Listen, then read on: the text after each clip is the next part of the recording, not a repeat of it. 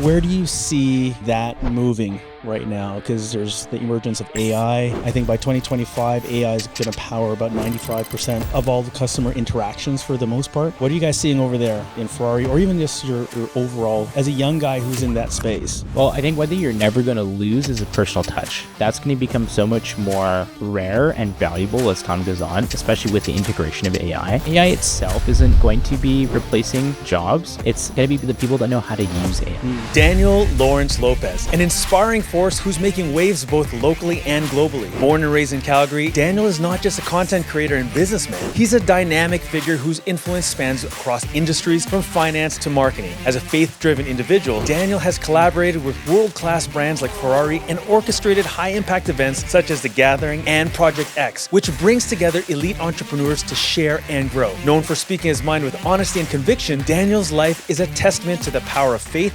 tenacity, and connection. The rivalry between Lamborghini and Ferrari started because the owner of Lamborghini approached Enzo Ferrari, and out of spite, Lamborghini creates their own supercar to fight against Ferrari. What are your thoughts on that? Because there's a different culture too, and I like both. I mean, you know, I read this statistic that 45% of Americans set New Year's resolutions. And about 8% of them actually succeed those New Year's resolutions by the end of the year. So Daniel, we're starting a new year. Yep. You're the first person I've interviewed on this podcast, so thank you very much. Thank you. What's your New Year resolution? I don't have one. Okay, really? Yeah. You're such a structured guy. Yeah, I know. So part of it is also, Hermosi said a couple things around it, but the big, because I've done resolutions and set goals, and definitely I have targets and goals for this year, but it's more so the focus is just becoming the person I need to be to accomplish those things. So the focus for me for this year is more so on the journey. And there's certain objectives we want to have for this year, but it's not okay, I got to go back in the gym, which I do. But You look good though. You put on some size. I did. And that was the first challenge. So being married definitely helped a lot with that. Okay.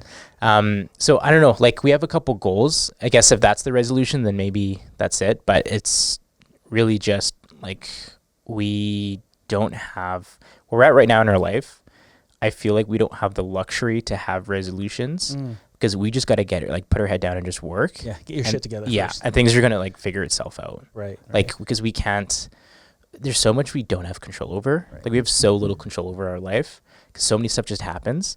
We just are focused on what has God given us now in the season of life, because life is seasonal, and then just doing the best with that as possible. So that that's our focus is, now there's certain, we want to pay off all of our debt for this year. I want to upgrade my car. There's a couple of things that we want to do, 3, 4, nothing crazy, not a lot, but it's more so what has God given us in the season, and then how do we steward that as best as possible? Because it's going to change, because things change so fast. So I don't know, that's my answer. There's about 4 or 5 questions that popped in my head that we're going to talk. I know we're going to talk about it. Oh yeah. Faith, relationships, definitely cars. Yep. A lot of different things, fitness, all this other stuff we're going to talk about. And one of my New Year's resolutions was I want to connect with people again. I took a bit of a break over the last couple of years, wrote a book, did all this other stuff. And I want to connect with people who I admire, respect. And as you were saying before we pressed the record button, he said, 4 years in the making. We've been trying to make this happen for 4 Dude, it's crazy. freaking years, right? But I'll tell you one thing, Daniel.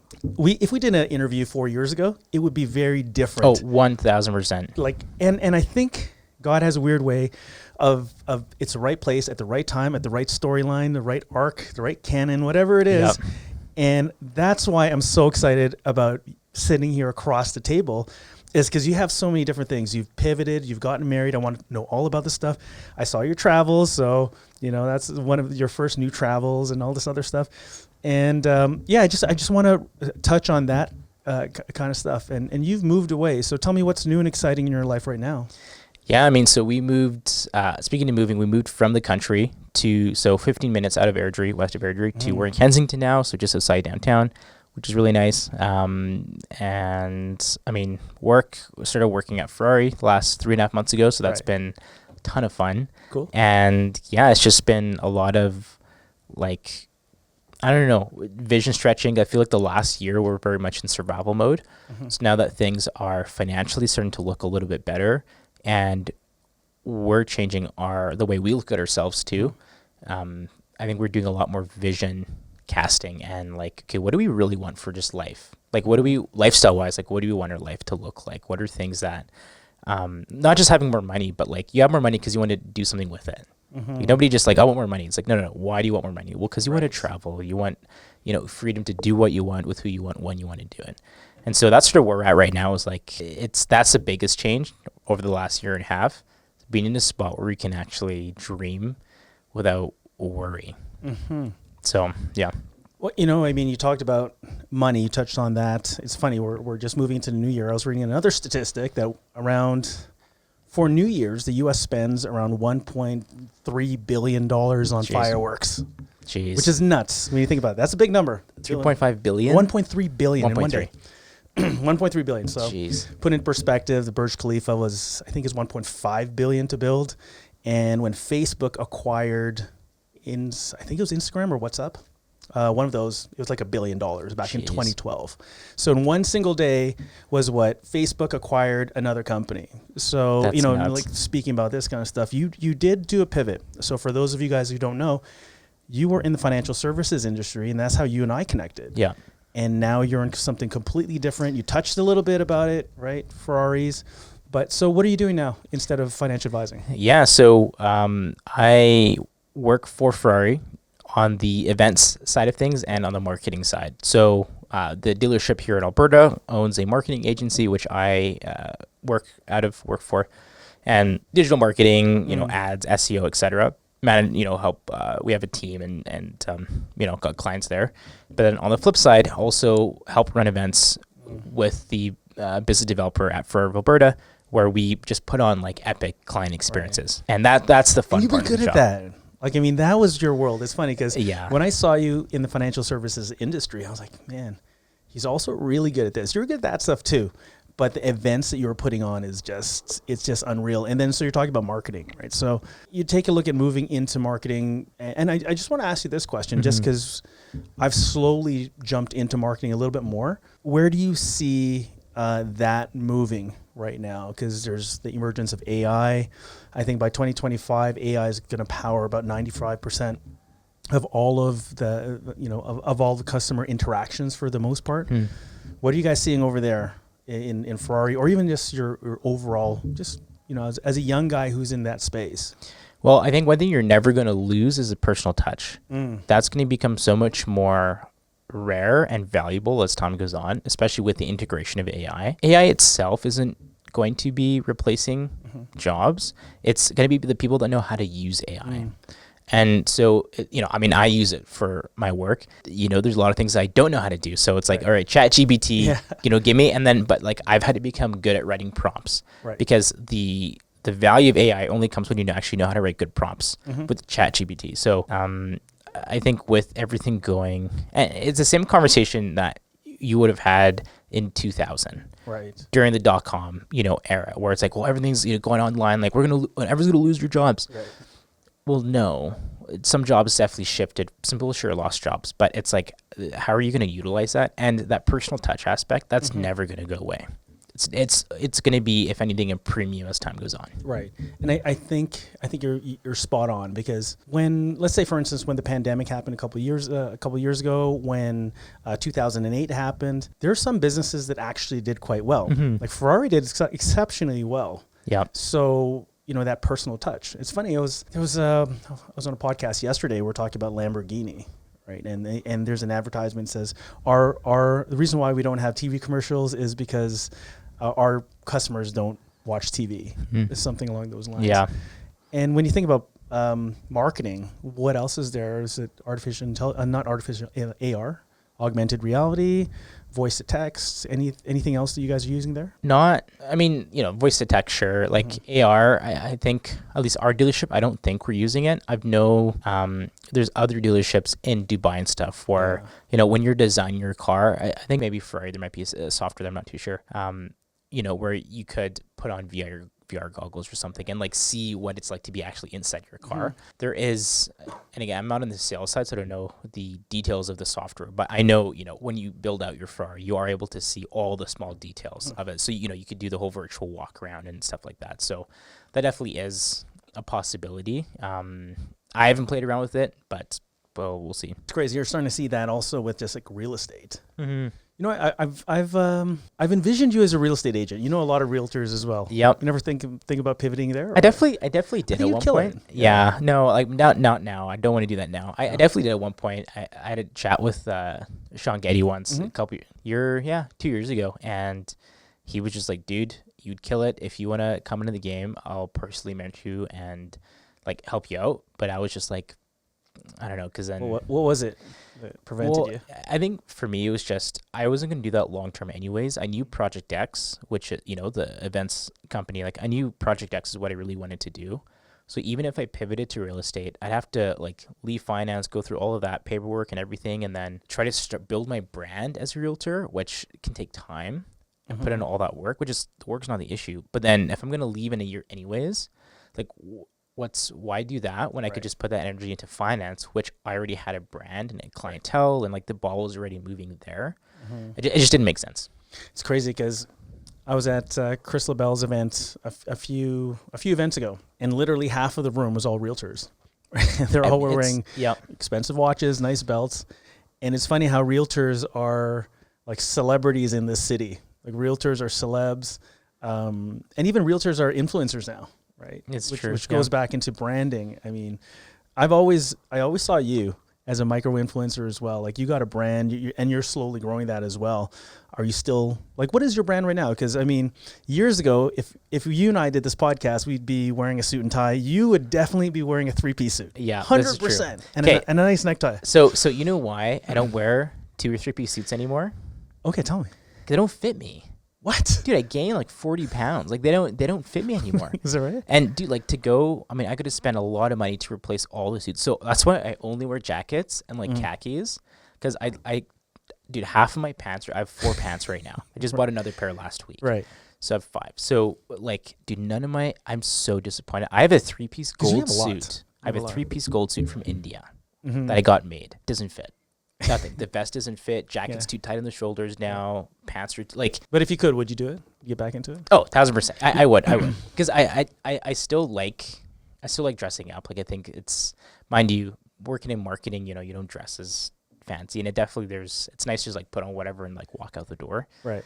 But the reason I started wearing suits was because my dad, I think I was 16 or 17 at the time. My dad said, because I would go with him to the office, right, every day, and Fridays was casual Fridays. Most people wore jeans. And so I asked my dad, I was like, hey, they're wearing jeans this Friday. Could I, go casual? Because he made me wear, a suit and a tie and everything. And he's like, you can start dressing casual when your bank account isn't casual. Right. I was like, oh, dang. Well, it's very much casual. So I'm like, I almost always dress professional. So even today, I'll go to functions in like a hoodie and, joggers or something. And everyone's like, you're not in a suit. What's going on? Yeah. Because that was part of my brand. It was like, I always had a 2-piece suit on. Like working out at a cafe, going to church, like doesn't matter. I always had a 2-piece suit on. You look good. I liked it, man. One of the things that's funny. Okay, so you jumped on one of my Zoom calls many years ago. Right. So I said, hey, look, I'm doing a Zoom call. This is when I was working in the financial services industry. Okay. I said, hey, could you come on? What's your email? Sent it over to you. Yeah. And you took a picture. I don't know if you remember this. And you sent me a picture of, and it made me laugh because I thought we had a really good presenter. I thought that I was, doing good job. Right. And he sent me this picture. Do you remember what you sent me? No. Yeah. Let me see if I can pull this up. I remember the call, but I don't remember the picture. It's, Daniel, let's see here, because here it is here. So this is September 29th, 2001. And so this is the message. 2001. I was 3 years old. Oh no, 2021. Okay. 2021. And so I see your name pop up. You sent me a message, right? I'm thinking, oh yeah, he has a really good question about financial services or whatever topic we're talking about. Here's what you sent me. So guys, if you guys could see this, hold on a second. Where is it? There. Okay. We'll post it.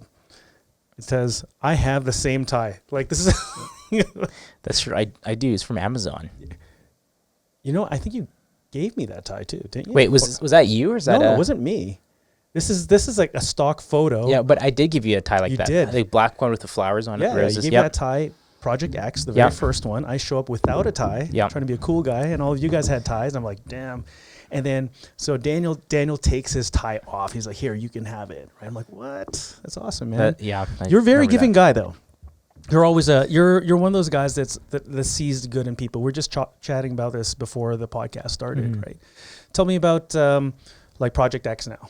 Like, I mean, you're bringing some people, because tell me how it started, actually, because some people don't know. It's been quiet for a while. That's true. But it's an amazing journey how Project X started. Yeah, so it's definitely not dead. We're planning, we got some stuff in the works, but Project X started in 2022.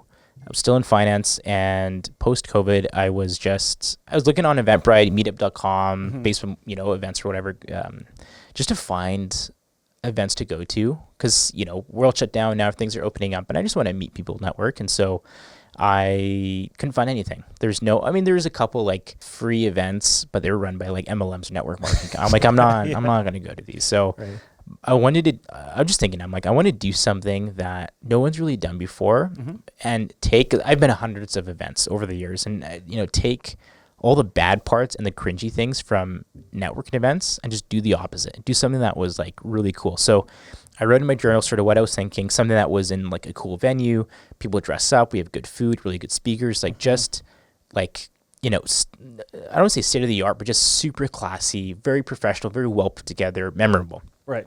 And I think a month later at this leadership thing at the Petroleum Club, and sitting next to you, and through the whole night you're just like, bro, you got to be up on the stage speaking. I'm like, dude, it's not my event. He's like, you got to host your own event.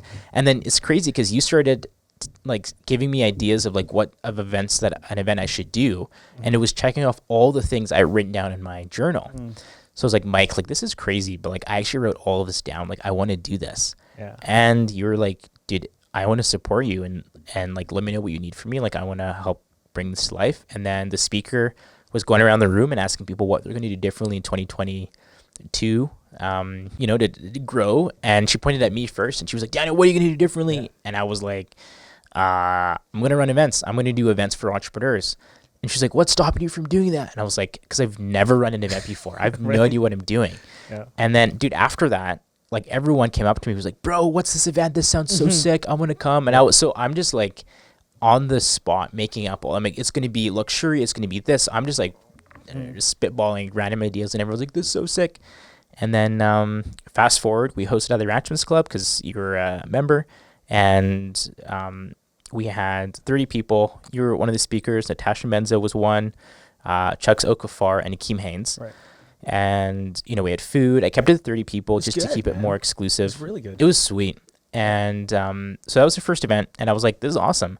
And then a couple weeks later, people kept asking me for another one. They're like, dude, when's the next event? This was awesome. And finally, sat down with Amit. We're chatting, and he's like, dude, like, when's your next Project X? That was so sick. And I was like, I have no idea, bro. And I'm like, you know what? Fine. Like, let's do one in like 2 months. And, I like cars. Amit, obviously he's a car guy too. And I was like, well, let's go to Porsche. He's like, oh, I actually know the marketing guy. I went to high school with him. Sweet. Drive over to Porsche, pull up, and talk to reception. We're like, hey, we want to talk to marketing. We have a really cool idea. She's like, okay, let me call. Calls, and she's like, he has COVID, so he doesn't want to talk to you. We're like, why is he here if he has COVID? We're like, hey, fine. We'll give him 6 feet, and we'll like, we want to like. You just felt excuses. You're like, oh. Yeah. Well, we're like, we have a cool idea, and she calls him again. He's like, no, he doesn't want to talk to you. So we're like, it's a bit of a jerk move. So we walk out, go across the street to the Ferrari dealership. Joel's there. He's the business developer guy for Ferrari, and happened to be there. And I just pitched Project X. I'm like, I want to do this exclusive event for entrepreneurs, and good food and good speakers and just like luxury, et cetera, et cetera. Showed the video of the first event, and he was like, let's do it. He's like, awesome. I like you. I like what you're doing. Let's make this event happen. Like, did you know him beforehand? No, just like no, I did, and I had no ins. Like this is why it's like a total God thing, because I had no ins. Like, didn't know anyone at Ferrari, had no no connections. I didn't have a cool car. Thankfully, mind you, we did pull up in Amit's McLaren. Yeah. Is that right? So, when you it helps. when you don't have credibility of your own, you borrow somebody else's, right? So, pulled up his McLaren, which again, like it's not a Ferrari. The way the dealership struck, you don't see it right away, right? So, that didn't help a ton necessarily. So just door knock, cold pitched, and liked it. So that was the second event we did in 2022. 2023 didn't host any of our own because I got married. So that was obviously a big event that we planned. Did some consulting, if you will, for Sean Getty for the Alpha Agents event. Great event, by the way. Helped run that. Sean obviously did a lot of the legwork behind the scenes, getting the speakers, a venue. We just made sure that it actually ran during the day. Right. And that was so much fun. That was a really good event. And did some other consulting work. And then we're like, let's make Project X an event business. So we made it a luxury event business. And our first client was actually Tim Tebow. And that event ended up not going through. We were going to do 6 events, 3 cities, Toronto, Edmonton, Calgary. But the production company that hired us to put on this event for Tim, they ended up, just business deal went south. Ended up not working out, so we backed away, just some integrity stuff, and so we had to walk away from this opportunity. We lost a bunch of money, and that was our first big business decision we had to make, because it would have given us a lot of street cred, a lot of great social proof, social currency, because it's you did an event with Tim Tebow, and we would got to meet him and travel with him, and it would have been cool. Or there is a decision we had to make, just about with our integrity. And if we move forward, we're going against integrity right now. There's just some shady stuff that happened behind the scenes, or we walk away, lose it all, but know that we kept true to our word. We didn't lie, and we're maintaining our integrity. And so we were we got to make right decisions at the beginning of business. We can't make a wrong decision and we just started the company. It's not a good way to do it. So we said no, walked away from everything. And so that event didn't happen, but I think through that, God could, he trusted us and saw how we stewarded that moment. And so from there, doors opened. And then this past summer, last 2024, did an event for a luxury condo called the Kenton. They're selling, between $6 to $10 million penthouses, and we're doing this private penthouse party in the summer. Brought Ferrari on board as a partner and produced that event for Ferrari and for the Kenton. And 3 weeks after that event, Ferrari called me and said, "Hey, can we hire you to do events and marketing for us?" Right. And so 4 months later, here we are working at Ferrari. It's crazy because you said a couple minutes ago that you didn't have any connections. And literally in the span of 2 years, you know a lot of people in the city. Yeah. Right. And it's funny how you can manifest things. I don't know, some people, most of our audience who are watching this, they understand manifestation. But, you mentioned God a lot, right? And I'm a faith-driven guy. We've had some great conversations, and you've said he's guided you. Oftentimes people think that there is a disconnect between religion and business. But obviously in this situation, your faith has helped you make the best business decisions possible. So walk me through, how do you integrate religion, Christianity into making better business decisions? Because oftentimes they don't often work. That's a really good question. The first step is having a relationship with Jesus, because you can still leverage the Bible and leverage principles that God talks about within the Bible. That can make you a lot of money, for sure. But what really matters is having a relationship with Jesus, because when you do that, you now also have the Holy Spirit inside of you, which helps you make wise decisions every step of the way. Because when you make decisions, now you're doing it based off of the peace that you feel, and not just you don't have any stress and that you're going to do it. It's there in the midst of chaos, and when everything's falling apart, you still have peace, and you're no, this is what I need to do. And it starts with having that relationship with Jesus, and that's what's it for me. And the last year and a half has been some of the last year was the hardest year I've ever had in business.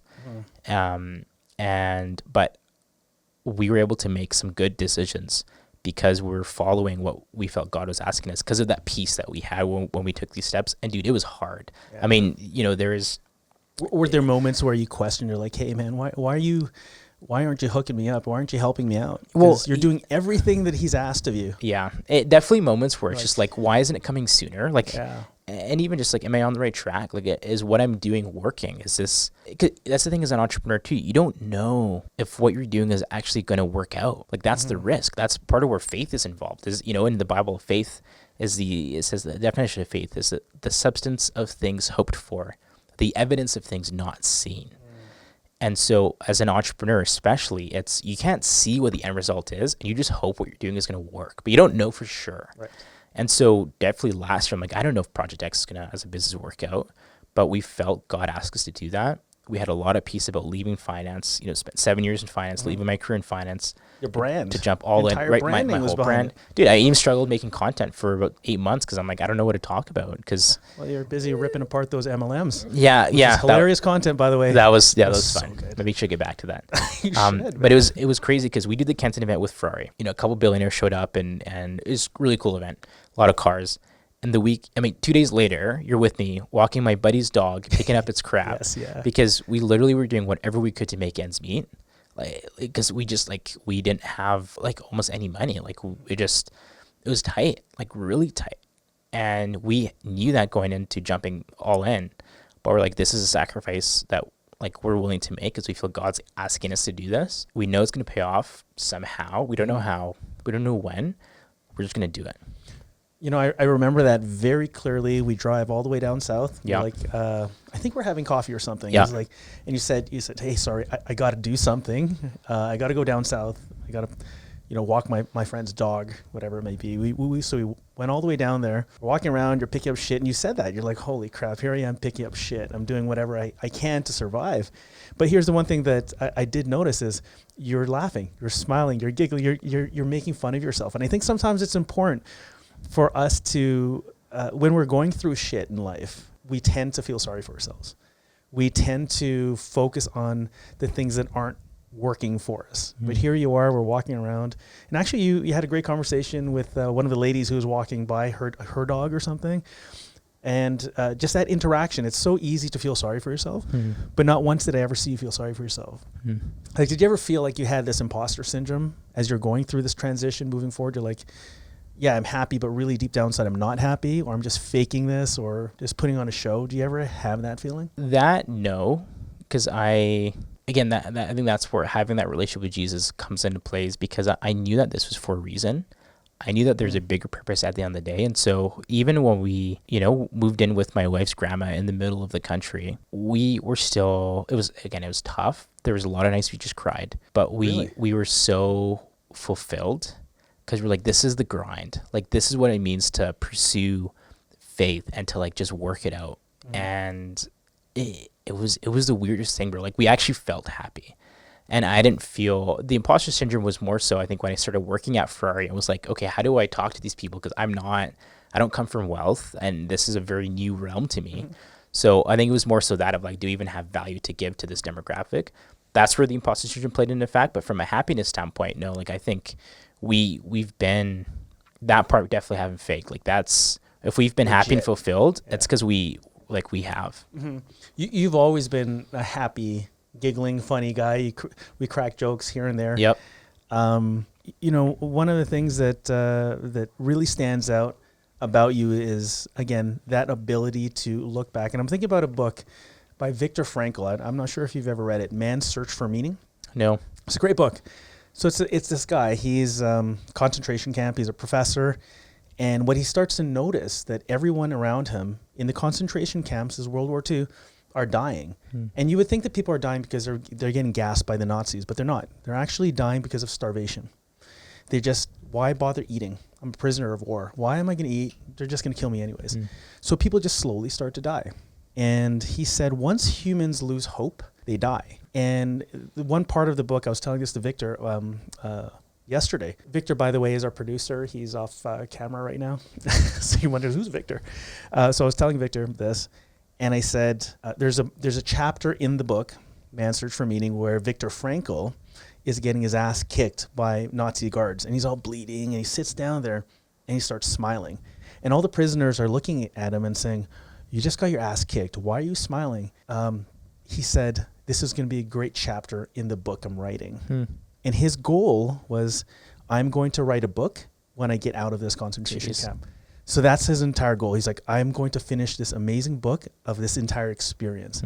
And when you put meaning in your life and you look for lessons, then the trials and tribulations are worth it. You have to go through it. Yeah. Right? And I've seen your ups and downs. Now, speaking of which, you said you've had some moments where you and your wife were crying, right? Were they like tears of joy sometimes? No, not tears of joy. Just like frustration? Oh, dude, stress, frustration, like having negative $550 in your bank account, and then you got rent due the next month, or you know, it's like, I don't know how I'm gonna make my car payment. Like we have to run an event in 2 weeks, and we need to come up with $3,000 from somewhere. Right. Like it was like financial stress. It sucked. Like that's, you know, the grind's not fun. It's hard work. That's why it's called the grind. And it was the most amount of faith that we've ever had to rely on God, because he would do the craziest stuff would happen. Like the next day I got a deposit from, like, one of the times, like I got we're praying, an email from a financial company I was a part of 5 years ago, and they're like, hey, we forgot to pay you, and they just e-transferred me like $9,000. Wow. From like commissions that they had forgotten about, they held back or whatever. And we're like, okay, this faith thing's working. Like this whole faith, this faith thing's working. I'm like, okay, I think this is actually happening. Right. Dude, like it'd be moments like that where like, okay, God's, like looking out for it. And it's like, you hear cool stories of faith, but it's until you start actually walking through those dark valleys yourself is when you start to really see God come through. Because then you come out on the other end and you can help people go through that, because you have to go through seasons like that at points in your life. But you just have so much more trust. Like, God's going to provide, because when you come through another roadblock, you're like, God's got this. Like, but he's going to come through, because you just came through this whole thing. You have to go through it. Yeah. You have to experience pain to understand and appreciate joy. Yeah. Right. It's just duality. No, that's awesome. And then Ashley, who's your wife, right? You guys got married recently. Got married 2023 September, so close to a year and a half now. So I've historically had commitment issues. Okay. Right. Back in the day. Yeah. Right? We won't go into that. Right. But it took me about 5 years to propose to my wife, and here we are together for, let's say, just shy of 20 years, something like that. It's been around a long time. And I have found that one of the best investments in life is your partner. 1,000%. Like finding the right person, whether it's a business partner, in this situation, that spouse, where you're at nighttime, it's like us against the world. Like Viv and I have had that many, many times. I've been minus X amount of dollars. I remember once Viv and I were driving, and I said, see that poor guy over there, that homeless guy? He's $500 richer than me right now.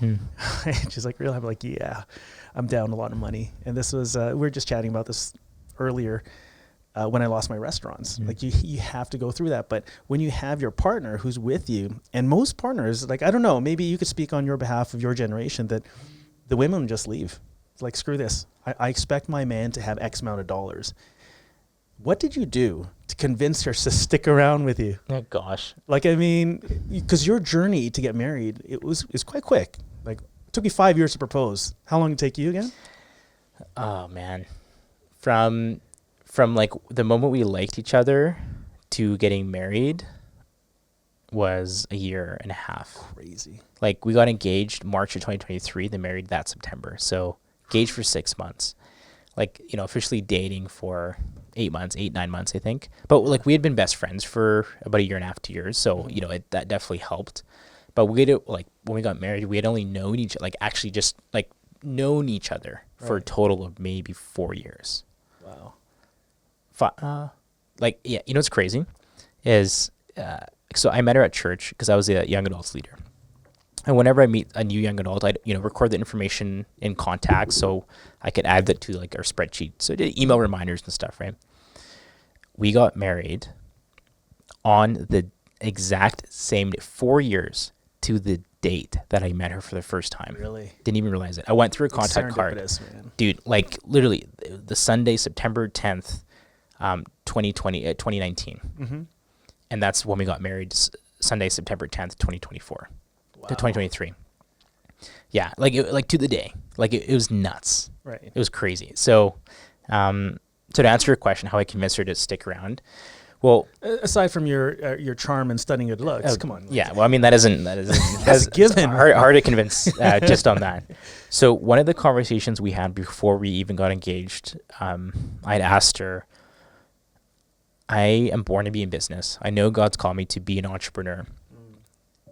Are you okay going through those ups and downs? Because, both, her dad works, a really good job and financially for her growing up, it was, relatively stable.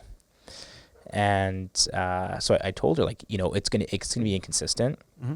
There's a chance of bankruptcy. Now that's the goal, but that's a risk. And if we build something and lose it all, is that a journey you're okay walking with me? And if not, I totally get it. And I'm that's fine. But this is what you're in for, because I'm not leaving business and it's going to be one heck of a ride. Are you up for this? And she was like, yeah. So I think we were like, because we're really transparent with each other beforehand, and she was okay with the struggle and with the demand and toll that it would take. I think that really helped because it set that expectation. Yeah. But I had, and this is something that I'm very grateful for my parents for, is I had a vision very much in purpose instilled in me at a very young age. Like I knew I wanted to do something great with my life. And so that's one thing Ashley believed in me as well. Is she knew that we were going to go just make her life mean something, make a big impact in the world. And so that's what she believed in as well, and not just, me, because I'm just such a good person, but and because I made a lot of mistakes, but the vision and that I'm always working towards something. And so even when I would not have left finance if she didn't agree with me. If she's not on board with a decision, it's not happening. That's sort of the rule that we have. If we're not both in this 100%, it's not happening. Yeah. So because she was like, no, I believe in your vision for Project X. I believe this is also what we're supposed to be doing. And I trust you, as the leader of the home. I'm with you on this. Let's do this. She's such a catch. Oh, dude, I'm so blessed. I remember Alpha Agents, she's hustling around, grabbing garbage cans and stuff, and just hustling away. Super kind, great energy. Reminds me a lot of the warmth, the genuine warmth and support that Viv has for me. I remember we had a very similar conversation. I said, look, there's going to be a point in time. Mine was a little bit different because I was an executive. I was making good money, but I knew that I wanted to be an entrepreneur. And it's hard to walk away from the golden handcuffs. Yeah. So I told her, I said, look, Viv, at some point in time, I'm going to pivot. I'm going to walk away from a pretty lucrative, very comfortable life. And she was from money. I was never from money. And I said, I don't know how long it's going to be. It could be a year to 2 years, but we're going to rely on your savings to live off of. She's like, yeah, let's do this. And then last year we did it. And so I'm still going through that as well. That's inspiring, bro. That's inspiring to have a partner that is willing to, literally your ride or die, literally willing to go through everything because they believe in you. And I think that's something too, as you're looking up to you and knowing you for the last several years, is you are someone that always had that vision, that drive to do something great. It's never a waste to be spending time or money in you. Someone will always get something back. Not because they're trying to, but just because you as a person have this inherent multiplying factor that whatever anybody invests in you, time, energy, emotion, money, just you being you will come back to them tenfold at some point in their life. You just have that. So even someone just spending time around you, that within itself is enough value. You beat me to my compliment to you. There you go. I was gonna say the exact same. I was like, you're stealing my script. You're stealing it. But through Project X and through the contacts, I have met so many amazing human beings. Actually, so the event that we hosted when we first opened up the studio, a lot of your friends were there. A lot of them. I know, dude. I'm looking through all these the videos and stuff, and I'm like, all my homies are just are there with Mike. Well, you were supposed to be there. I know. I forgot what happened, but I wasn't able to make it. Well, yeah, you're at your company party, and you guys ended at midnight. Yeah. And so anyways, a lot of those people I met through you, and then I met other people through them. It's funny enough because the vice president, my business partner, I met at Project X. Oh, no Israel. way. Oh, yes. Yeah. Okay. Yeah. That's Like, so I weird. mean, Yeah. so I met him. That's true. He That's was going through a crazy. pivot in his life. Yeah. And just a great guy. It's funny because we were talking about God and Christianity, and at that time I wasn't too sure. Now I'm all in. Mm-hmm. But it's you have that multiplier effect, right? And the great thing, the one thing that excites me is that you have so many years that you can multiply that. Just imagine you're 10xing every single year. It's no wonder why Ashley is excited, right? Because that ride that you guys are going to have is going to be unbelievable, right? So speaking of which, like, do you guys set goals together? Do you sit down? Yeah. Because Viv and I sit, like, every Sunday, we lie down, we set our goals. Like, what do we want to do? We pivot, we adjust, recalibrate. And I find that a lot of couples now don't do that. It's like the man's out there, he's working hard. Let's say the spouse may or may not know what they're doing, may think that they're off around. Why are they not? They're absentee. But if you're not all on board, Yeah. It's you know, tough. the devil plays tricks on you. Let's just say that the devil's starting to think, well, he's out there gallivanting. He's like, whatever. He's partying, doing all these other things. Meanwhile, he's grinding away. Yeah. Things like that happen. So how do you create the culture of your marriage, your relationship? So one thing, it's a great question. One thing we started doing right when we got married is end or beginning of the year, we just take the weekend off, book an Airbnb in Canmore, and just all relaxation, no stress, just hanging out, chilling, watching a few movies, praying, just planning out our year. What do we want to happen? Like, what do we believe in God for? What are the cool things we think we can do? And we did that again for this year, and I think it's been really vital because it sets expectation of what we're believing God for that year, but also for ourselves. What are we expecting ourselves to show up as for the year? And I know you know this, like, for relationships in general, when you do stuff like that, it allows your spouse to be more okay with you working those late hours or the early mornings because they know that you're building towards something. They know what you're aiming towards because you both talked about it and something you both agree on that benefits you both. Not just you're, working in silence and doing your Batman Bruce Wayne thing. And then she's like, I don't know what's going on. And all of a sudden there's a Ferrari in your driveway. She's like, oh, okay. But like, I wanted a vacation. It's like, oh, well, you didn't tell me. It's like, oh, yeah, you didn't talk about it. You're supposed to talk about it. So, so that's one thing that we do every year we want to do more of it, like every, 3 months, like every quarter. We like to get to the point where we take a weekend off, go to Banff or Canmore, just like plan, pivot, reset. Yeah. It's it's one of the things that Viv and I constantly do. We realign, we question, we push it.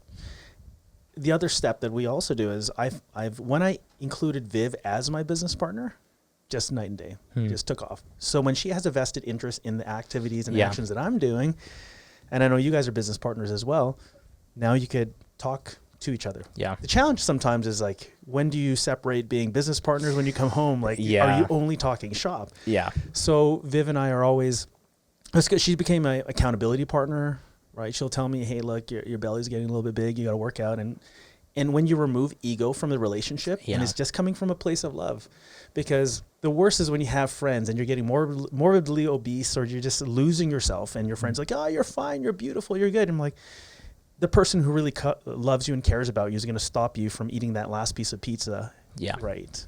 Or tell you to get off the couch and start walking around. Right. Yeah. So Viv and I have been doing that. The other thing that I was really happy to see is that you guys are traveling, because that was the first time you went to Mexico, right? Yeah. When we got married. Yeah.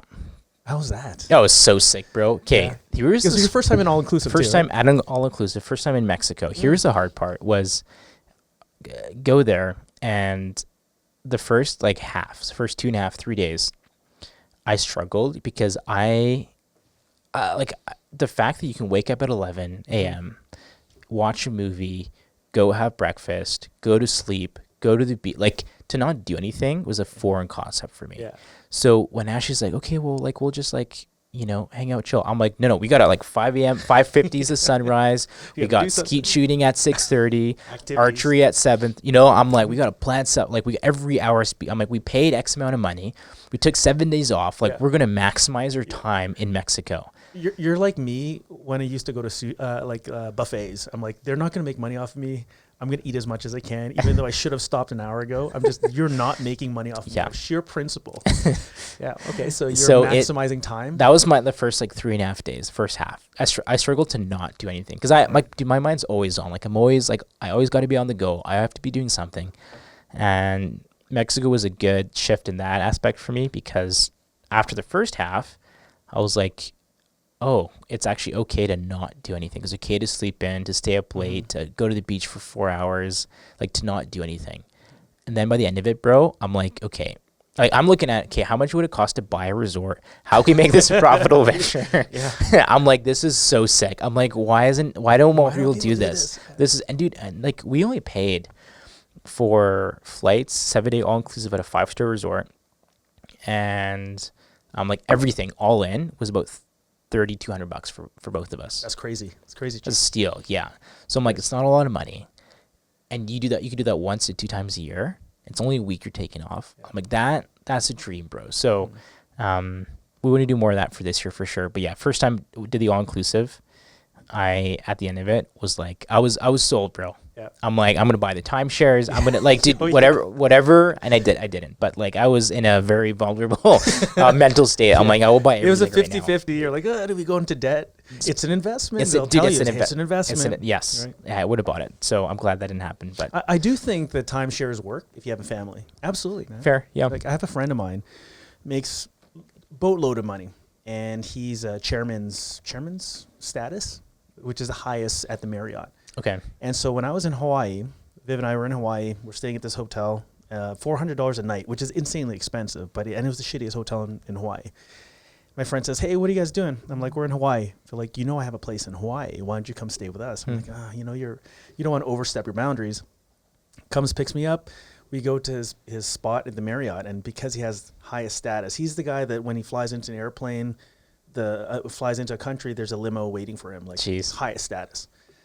And we had a 3-bedroom condo. I didn't pay for anything. Jeez. I feel really guilty. And I did the math. I'm like, this guy just dropped the equivalent of around $25,000 on Viv and I. Jeez. But he says, he dropped 6 figures on timeshare. And he's like, I just want to maximize it. He goes, you can't put a price tag on recharging, working hard, and spending time with family. He goes, I work hard so I can do all this stuff. I see value in that. I think we should take a reset. Oftentimes we don't. We're always locked in and switched on. And getting, putting these little things away is so important. Like at dinner time, I don't pick it up. Right. So what other places are you planning on traveling to? You said you were in Korea. So I was in Korea. So those were a couple of personal trips last year. I was in Korea for a conference, then in Vegas for work. Korea, really cool opportunity. So Billy Graham started this thing called the Los An movement. Started in Switzerland in the 80s. Was it the 80s? No, 60s. I think it's the 60s. Anyways, once every 20 to 25 years, he'd host this international gathering of Christian leaders and pastors and invite only. Like you had to go through this very thorough application process, and only a certain amount would be accepted to attend. And just talk about how do we, as like the global church, if you will, different denominations and people from different cultures and backgrounds coming together, and how do we show the love of Jesus and further the gospel in unreached parts of the world. So it was coined as the once in a generational meeting because it would happen so rare. So this is only the 4th one that had happened since Billy Graham started it. Wow. And it was in South Korea, and I was chosen to represent Canada. So went through the application process, so got invited, went through the application process, got approved. Amazing. And so I went down for a week and met some like phenomenal people. And it was South Korea was sweet. Going to go back with Ashley and spend some more time there for sure. The conference was next level, and so that was a really cool opportunity. And then Vegas happened last month. Was there for work for Ferrari and F1 Grand Prix stuff, and that was fun too. You're gonna go to Monaco? Possibly. It's in the works. I didn't plan the event, so I don't, we're working things out where I can I can attend. Miami as well, beginning of May. That's happening. Then I'm planning my own events within the dealership for 2026 as well. Switzerland, a couple different spots too. So, speaking about Monaco and Ferrari and all that stuff, you've always been a Porsche guy, right? Yes. Is that, I'm just going to pivot because I've always known you as a Porsche guy. Yep. All your social media is like, I'm going to manifest this Porsche. Yep. And in fact, you told me a story about why Porsches have, the ignitions on the left-hand side. So Yep. I was getting into mine. I was like, oh, now that's how you do it. Like, well, first of all, tell me the story, because there's some people, our audience might not know what I'm talking about. And then tell me about where you are with your love of that, because I know cars is a very important thing in your life. Yep. And I'm curious to see where it is now. Is it exotics? Where are you? So Porsche, the reason why Porsches have, every single one of them has the ignition on the left-hand side of the steering wheel, as opposed to right, which is most cars, is because Porsche has a very rich racing heritage. Le Mans is what they're typically known for. Them and Ferrari have the most wins in Le Mans than any other team. So in Le Mans, how it starts is you have your car on the grid, and the racers all start in the pit, and they have to run to the car, and then they start it and they drive away. So Porsche found out that, and I think most Le Mans cars have this or had this, but Porsche found out that if the ignition's on the left-hand side, then it's much easier when you get in to do your seatbelt and start the ignition at the same time. So you save 1 second. Which is huge. It gives you an advantage starting. Mm-hmm. And so that was, that's why. And they brought that to the regular. Yeah, the consumer market. So it's just one of those, and they have a couple of different details. Like that's just the attention to detail that Porsche has, right, which I appreciate. I'm still going to get a Porsche. I'm still going to get multiple Porsches. Good for you, man. For sure, at some point in down the road. But working at Ferrari, I had to remove my Porsche wallpaper from the laptop, and different things are like, that's not allowed because you work at Ferrari. So I've had to make some adjustments. So which, if you were to pick now between, let's say, because there's that Lamborghini, right? Because don't they share the same Porsche and Lamborghini? Is there any shared? Nothing. No. It's Audi, the chassis. Yeah. So yes and no. Like with the Macan, base levels Macan, they'll share a similar chassis, I think, with the Q5. Right. But when you get to the Macan GTS, it's all Porsche, right? Transmission is all Porsche, right? So PDK, right? That's the it was the Porsche Doppelgunner Couplinger, I think, in German is what it stands for. So anyway, super smooth. It's almost like dual clutch. So most Porsches are it's just Porsche. Yes, they're part of the overall Volkswagen family. So people are like, well, driving a Volkswagen is like driving a Porsche. Or if you drive a Porsche, it's just a fancy Volkswagen. Right. It is not. They're complete, they're different parts. It's a different engine, different transmission. It's completely different drive. I've driven both. I've driven more Porsches than I have Volkswagens, and they're completely different driving experiences. Right. And also, nobody looks like a Volkswagen Tiguan is like, wow, one day. Yeah, one day. So it's a different level. No, It's interesting because there's, in that space. Now I'm slowly getting into the supercar space. My wife and I are contemplating. Actually, we've had this conversation. You're the one who motivated me to say, fuck that. Let's just go buy a Ferrari. That's what I'm saying, man. You got to buy. So now, you got to get one. And you know what my excuse was? I'm like, my wife doesn't think it's practical, blah, blah, blah. There's no trunk, right? That's the thing, is the signature of a supercar is by how useless it is. Right. And I was watching this some show or whatever, but yeah, the more expensive a supercar is, the more useless it becomes. Right. That's usually the rule of thumb. So Viv originally liked the McLaren. We found out that it does have cup holders underneath, which is not too bad. Yep. And so she likes the McLaren. Garbage.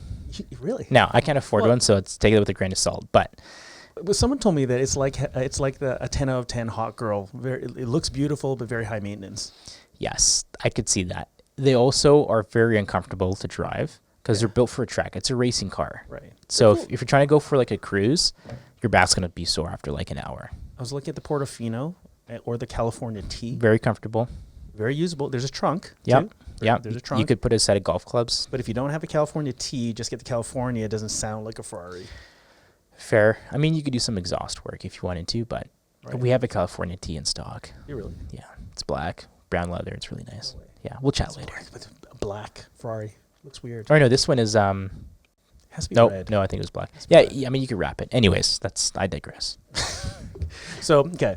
There's another story I need you to, I'm curious about your thoughts on it. And not too many people are aware that the rivalry between Lamborghini and Ferrari started because the owner of Lamborghini approached Enzo Ferrari and said, "Hey, look, I think it was the transmission. There's something wrong with your transmission. You can improve it." Guy says, "Well, you own a tractor company. Like, leave this stuff to people who know what they're talking about."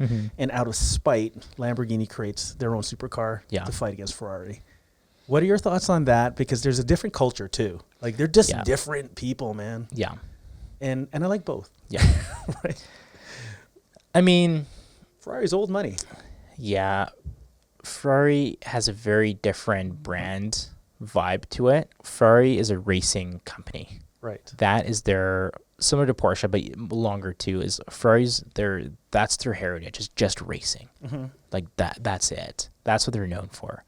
Lamborghini, they've done some racing, but that's just not, like, I don't know. I haven't done enough research on Lamborghini to have an educated opinion about it, but there's just not as much like heritage or legacy behind Lamborghini. It's like 1963 or something. Yeah, no, mind you, like, again, I'm not in a stage where I can afford a Lamborghini right now. So, you know, if this video gets blown into context of, oh, he hates Lamborghinis, kind of, I mean, yeah, I understand, I realize that. So this is my opinion, but from a clientele standpoint too, Lamborghini owners, not all, but generally speaking, are typically, you buy a Lamborghini because you want people to know you have a Lamborghini. That's it. Right? Now, all these cars are status plays for sure, but like Lamborghini's transmissions, like, I mean, they're generally more clunky than Ferraris. The cars aren't always as comfortable. The Lamborghini Urus is an overpriced RSQ8. And I know this because I'm talking to guys that own both, and they're like, it's the exact same as an Audi RSQ8, just like different badge and double the price. Right. Versus Ferrari is just such a different look, like way more sleek, way more classy, great for just road trips. Like it's both cars are cars that as kids they're cool, right? You want to have either, but I just find Ferrari so much more, and this is just my personality, much more understated, very subtle, elegant. That's why, like, for me, like Porsche, Ferrari, like, that's along my line. I would never buy a Lamborghini. Really? I can't. If you own one, and now there's guys that, you know, I know guys that track theirs and they've done some tuning and stuff, and that's really cool. And I've seen some cool looking Lamborghinis for sure, but I'd never buy a Lamborghini. You know, my buddy Valen, who you've met, he just bought his first Lamborghini. Which is sweet. He bought the Urus. Okay, good for him. But he bought it out of practicality because it's an SUV. That's more practical for sure. But I mean, get an Audi RSQ. It's the exact same chassis. It's the same interior. It's the same engine. Right. Like, it just different badge. So I'm going to pivot because one of the posts that I really loved, I think you took, when you built your relationship with Porsche, you took your family on a spin in, I think it was Taycan? Yeah, right? A couple different ones, but you just took your family and just their face, right? So I took my, so the first one I took out for test drives with my dad was with the Taycan 4S. Yeah. And I almost crashed that. Do you remember? Yeah. So dude, that was scary. So Porsche, you know, I test drove your car. They don't know this. Yeah, bleep this out. I'm like, I need to have a good relationship with Jay. I almost crashed their car. Yeah, that's crazy. So driving way too fast. Didn't see the fence. Didn't see the fence. So close. Asian guy compensating. And our wives were in the cars, bro. That would have been worse. Yeah, we were going if fast. something happened. If it was just us two, we can handle it. Yeah. Yeah. So anyways, Taycan 4S was the first one, I think 3 years ago. I took my dad for a test drive in. Then my grandfather, so my dad's dad, and my cousin from India came in for my brother's wedding. Right. And my grandfather, he extremely hardworking man, was a pastor, had several businesses growing up in India, owned a lot of different land, tea fields, etc.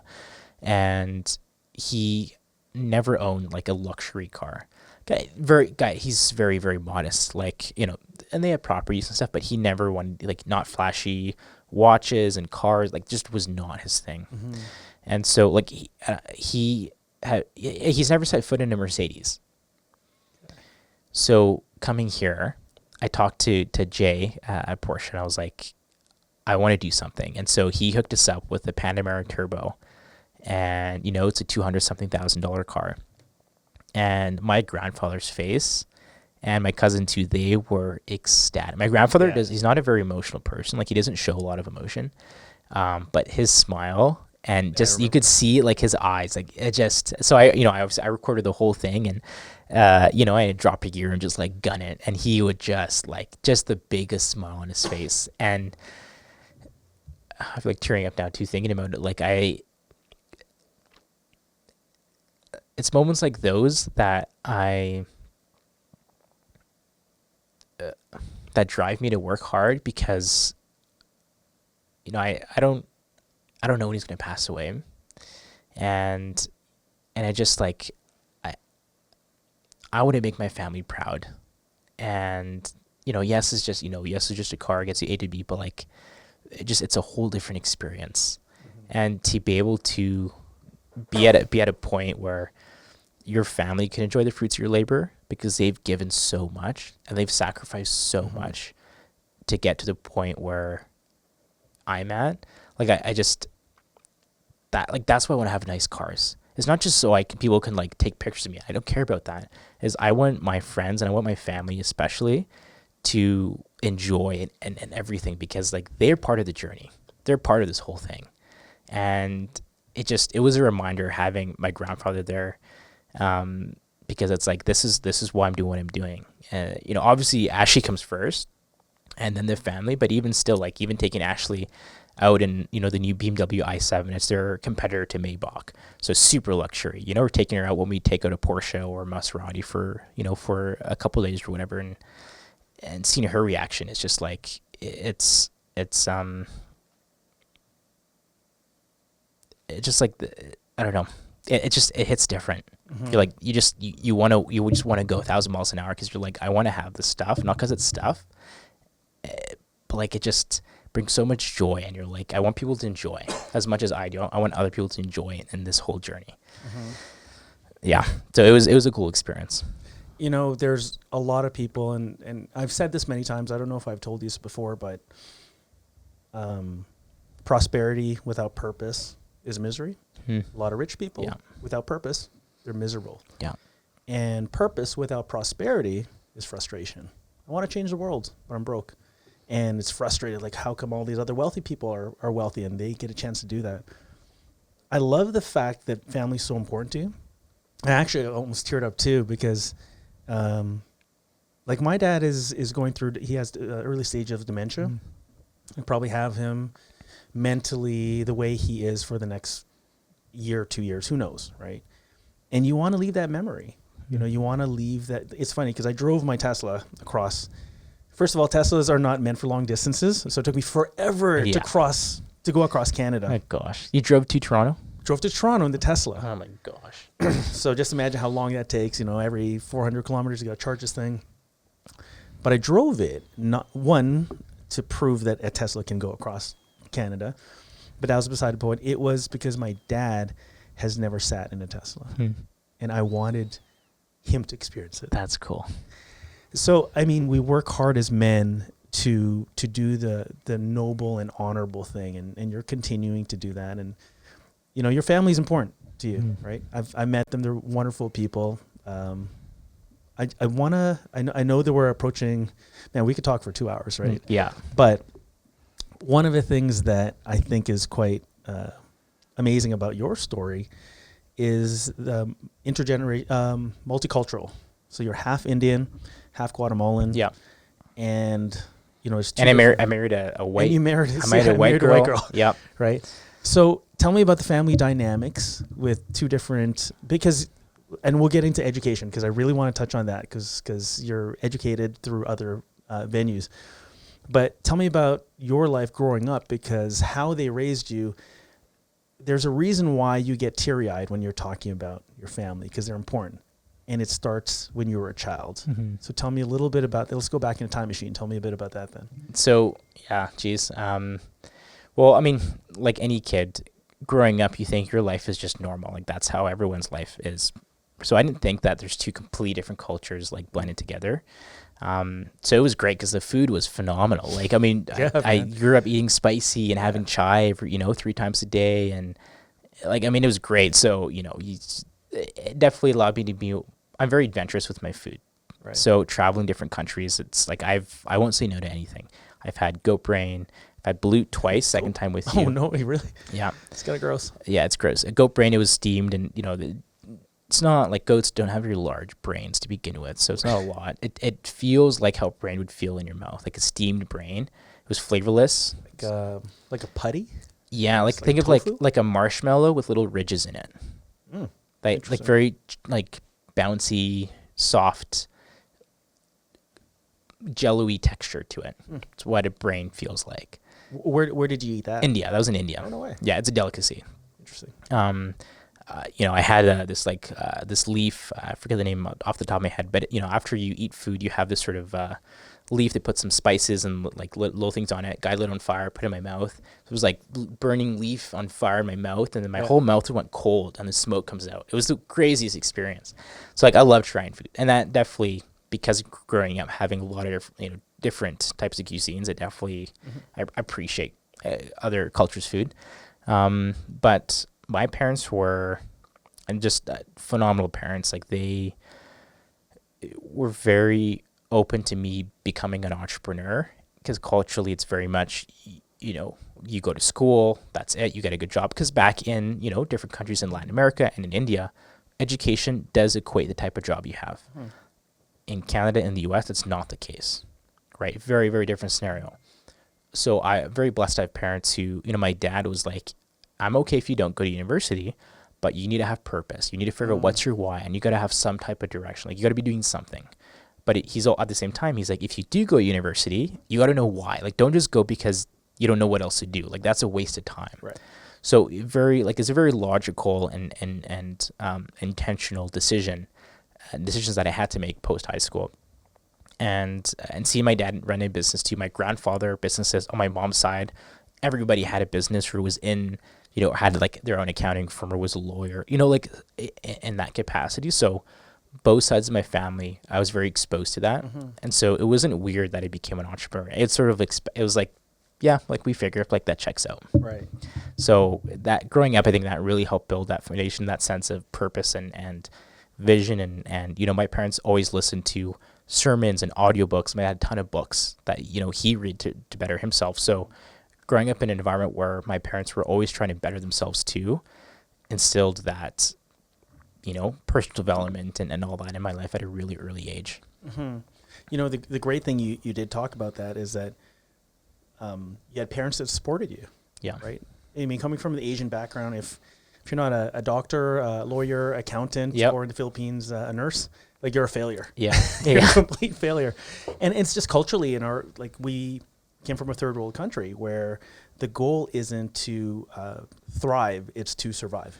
That's really it. It's like survive, get a good job, have that stability. But, I pulled up a statistic here. It said that the National Longitudinal Study or Survey of Youth indicates that children with two-parent households have a 40% higher likelihood of forming stable long-term relationships as adults. Right?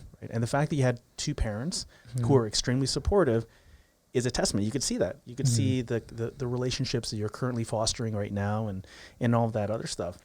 So walk me through, you guys do you guys plan on having kids now? It's going to be, multi-racial, different races. Yeah. I mean, you're white, Indian, and Guatemalan in there. Yeah. Everything Is there going gonna on, be a man. lean towards something? Probably, man. Like my, oldest is 3. So my younger brother, 2 years younger, he looks more Indian. Yeah. And then my sister, who's 5 years younger than me, she looks very Latina, very Spanish. So we all have like different, we look different. Look at I look mix of both. Joseph looks like my dad. Becca looks like my mom. I'm sort of mix of both. So I mean, Ashley and our kids eventually, like they're gonna look good looking. a mix of it. They'll be good looking kids. That's for sure. Yeah. So, but is there a lean where you like the Latin side versus the Indian side? I don't know. I think obviously like both. I feel like I lean more towards the Latin side. Okay. Definitely I feel like from a looks perspective, but also, I don't know. Like I feel like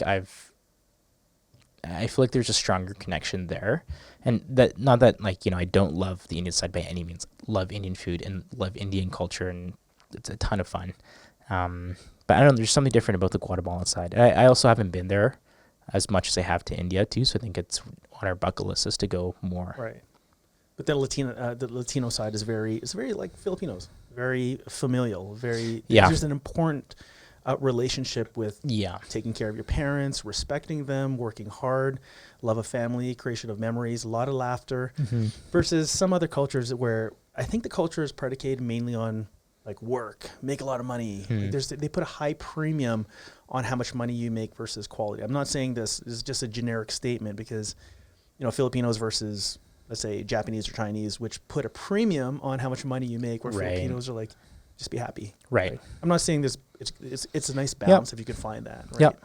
But I think you guys growing up, when you're going to raise your kids eventually at some point in time, it's good that you have that awareness that you just take the best out of all of that stuff. Yeah.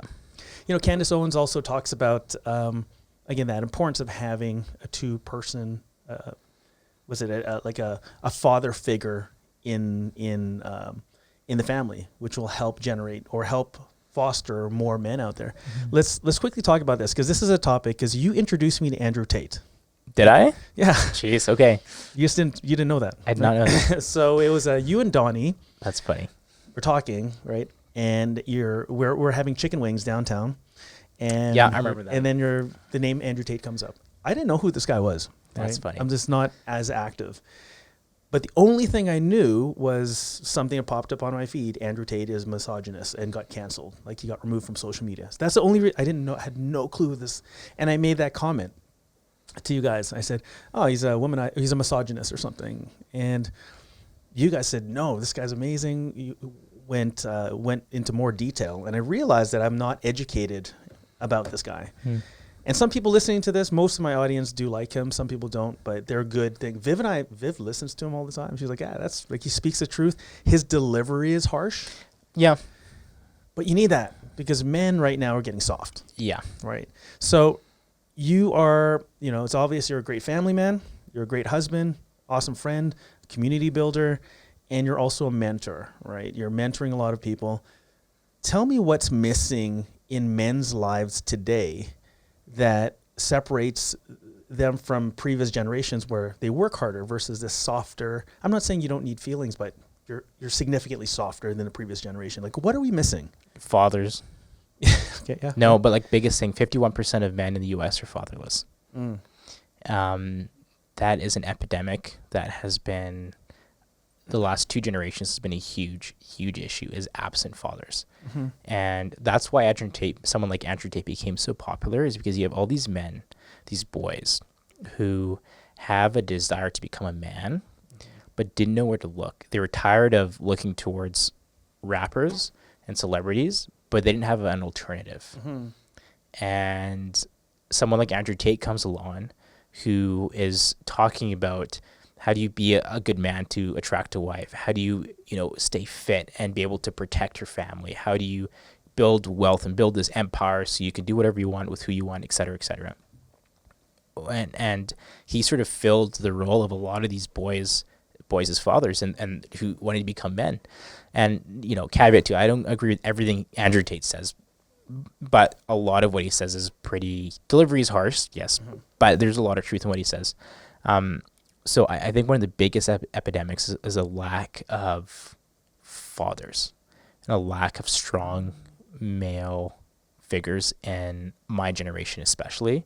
And because of that, now you got a lot of men who, testosterone levels are at the lowest than they've ever been in history. Like the testosterone level from a 25-year-old today in my generation is the equivalent of someone who's in their mid to late 70s, something like that, around there.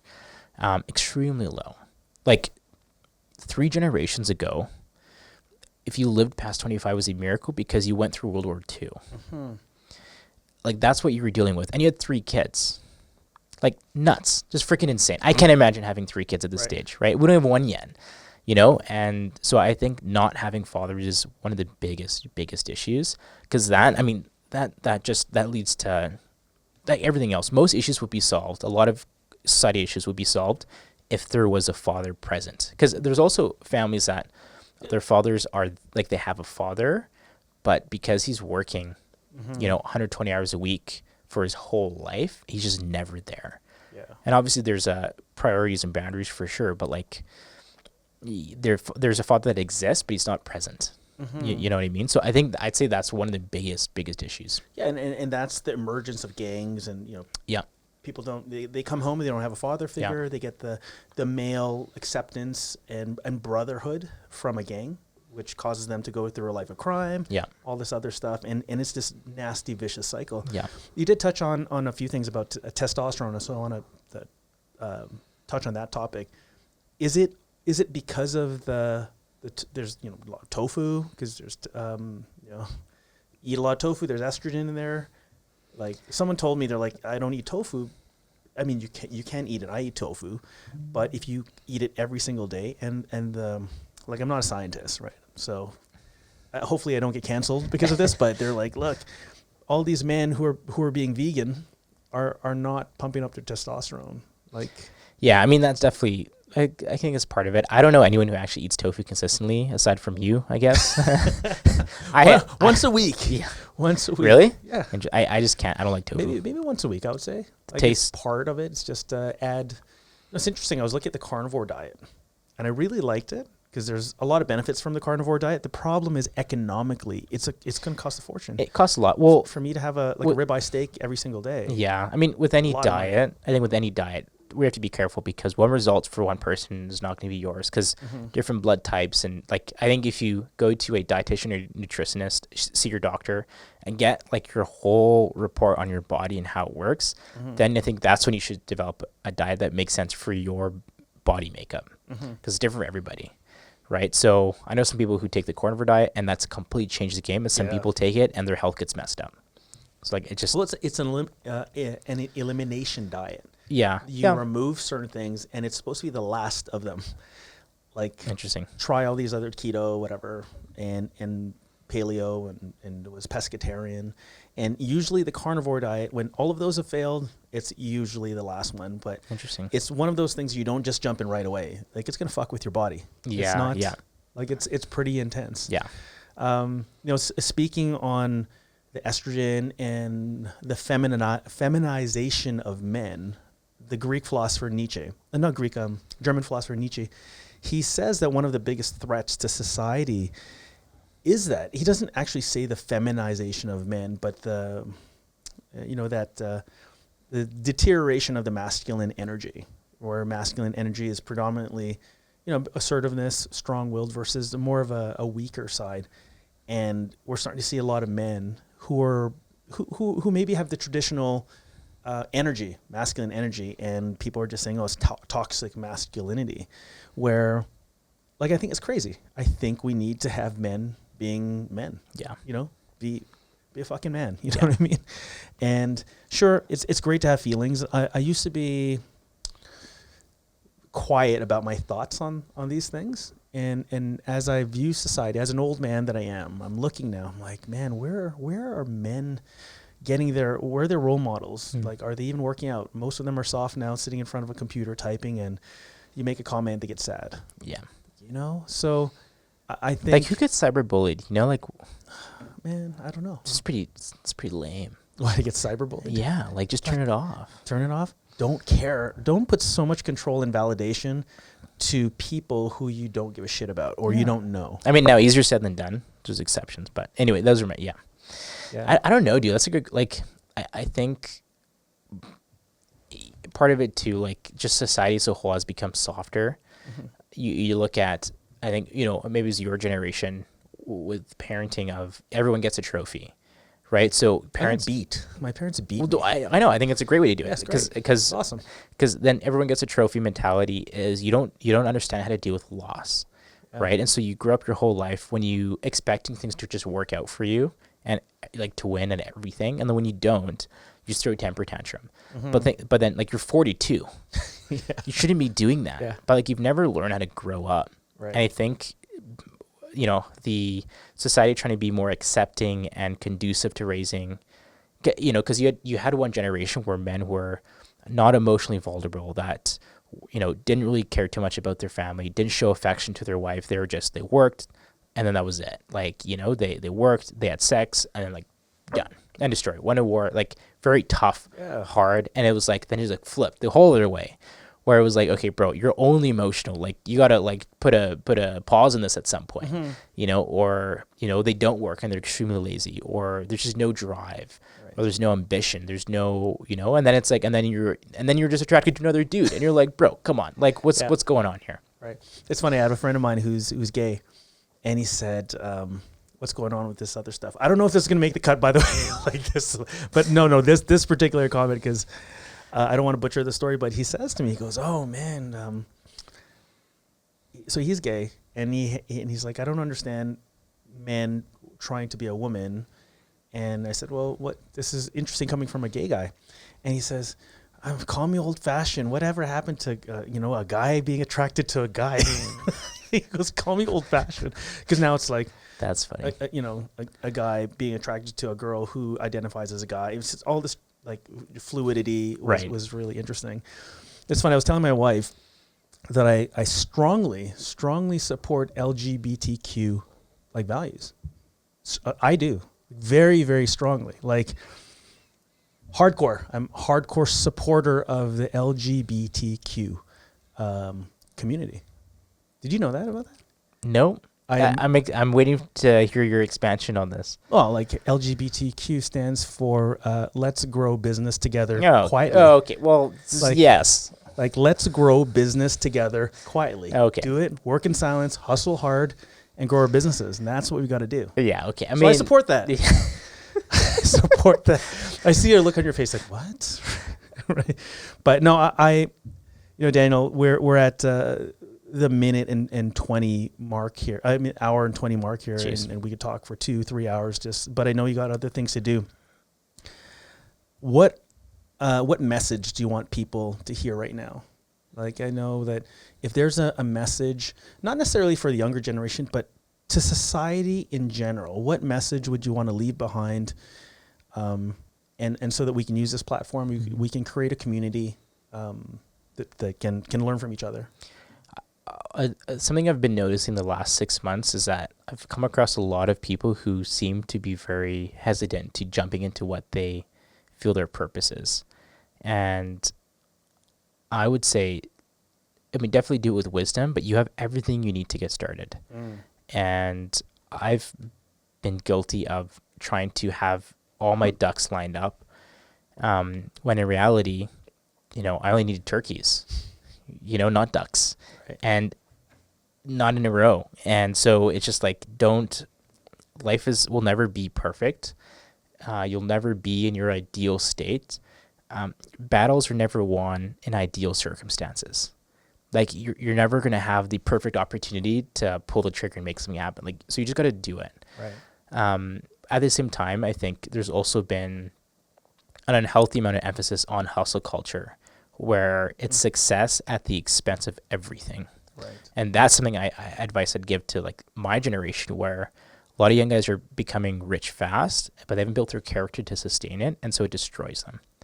And if you had a choice between building your character or getting like rich quick, build the character, because that'll allow you to sustain it, to build like true wealth, not just make an extra $100,000 or $50,000. Obviously, it's great.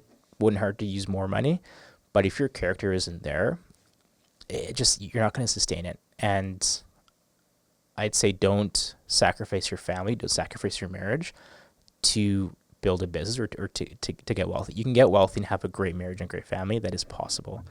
But don't rush trying to get rich while leaving your family behind. It's never worth it. So that's what I say to like my generation and some of the older people, as well as you have everything you need to get started. You live in one of the best countries in the world. You're still alive and breathing. You've made it this far. Why would you go another day and not trying to figure out what you're capable of? And don't rush it. Yeah. But you got to get started.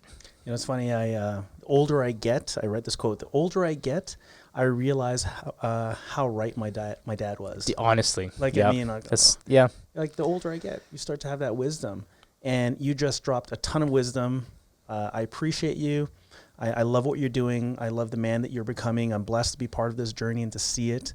And I know that you're going to touch a lot of people's lives just because that's the guy that you are. That's the person that you are. That's the energy you exude.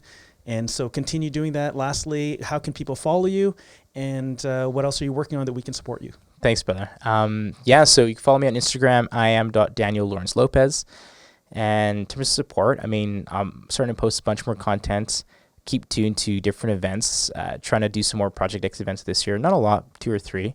And just pay it forward. If you see anything good that I post, Let me know how I can improve. Share it with your friends. And I mean, if anybody wants to connect or go for coffee or learn more, I'm more than happy to chat. Awesome, man. Thank you so much. Thanks, Amen, brother. brother. Thank you for being here. Thanks, dude. Appreciate you, man. God bless, bro.